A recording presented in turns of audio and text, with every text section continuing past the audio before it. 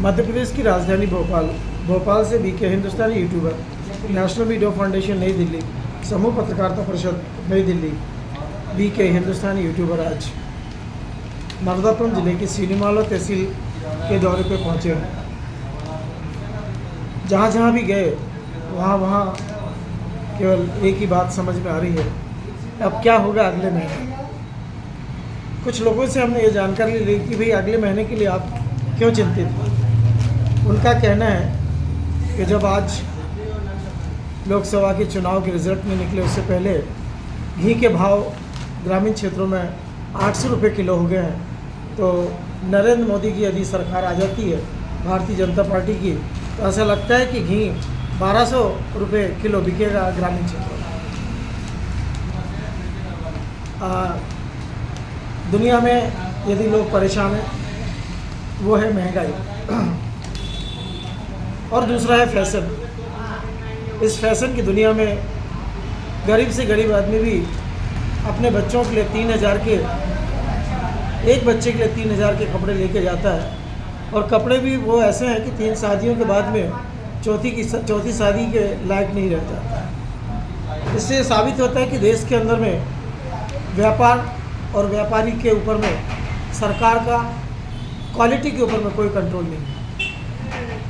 दूध का पैकेट आज 3 जगह से मंगाया गया और 3 जगह का दूध फट गया। दुकानदार के पास में जब गए कि भाई ये दूध तो फट गया है, क्या किया जाए, बोले हम क्या कर सकते हैं, कोई पैकेट हम घर में नहीं बनाते, और उन्हें पैकेट के पैसे नहीं दिए। तो क्या उपभोक्ता इसी प्रकार फटे दूध की चाय पीने का आदी हो जाए या फिर लोगों का गुलाम हो जाए। मैं वरिष्ठ पत्रकार बीके हिंदुस्तानी, आज के दौरे के दरमियान हमने ये पाया कि उपभोक्ता व्यापारी से परेशान है, व्यापारी कंपनियों से परेशान है, कंपनी सरकार से परेशान है, मध्य प्रदेश सरकार से, और मध्य प्रदेश सरकार केंद्र सरकार से परेशान है। और ये दोनों की सरकार से वे गरीब परेशान है जो रोज़ 300 रुपये कमाते हैं, 100 रुपये खर्च करते हैं, 100 रुपये बैंक का खर्च पटाते हैं और 100 रुपये में अपना घर चलाते हैं।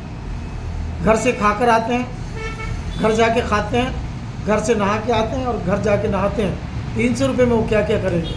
क्यों ना मध्य प्रदेश सरकार को और केंद्र सरकार को मजदूर अधिनियम में परिवर्तन करना चाहिए। एक मजदूर को कम से कम हर दिन 700 रुपये मजदूरी मिलना चाहिए, जिससे कि देश के अंदर में जो महंगाई बढ़ी है उसका वो पूरी तरह से मूल्यांकन कर सके, परिवार को चला सके। मैं ये नहीं कह रहा हूँ कि अधिनियम अभी लागू किया जाए।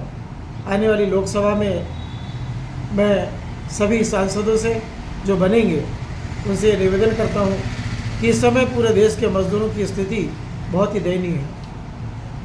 चूँकि हर मजदूर अपने बच्चे का जन्मदिन मनाना चाहता है और मना भी रहा है।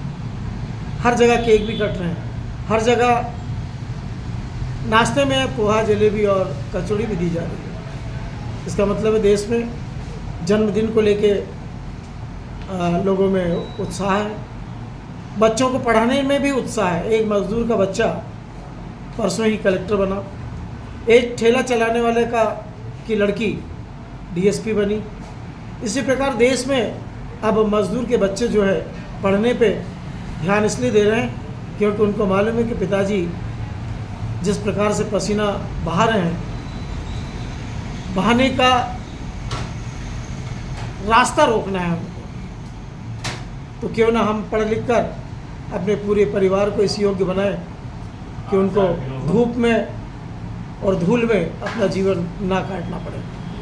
अभी कल का ही उदाहरण है कि यूपी की एक ऐसी बच्ची जिसके पिताजी आज भी कलकत्ता में 3 चक्के का रिक्शा चलाते हैं और एक काका उनका मानव रिक्शा चलाता है, और दोनों के बच्चे इस समय मध्य प्रदेश के कैडर में एसडीएम और एक नायब तहसीलदार बन के पहुँचने वाले हैं। मैं वरिष्ठ पत्रकार बीके हिंदुस्तानी, जिन जिन बच्चों ने अपने पिता और अपने परिवार के पसीने को ध्यान में रखते हुए आज बड़े बड़े पद पे पहुँचे, उनके लिए मेरी समूह पत्रकारिता परिषद नई दिल्ली, नेशनल मीडिया फाउंडेशन नई दिल्ली और BK हिंदुस्तानी चारों चैनल की तरफ से शुभकामनाएं, बधाई। जय हिंद, जय भारत।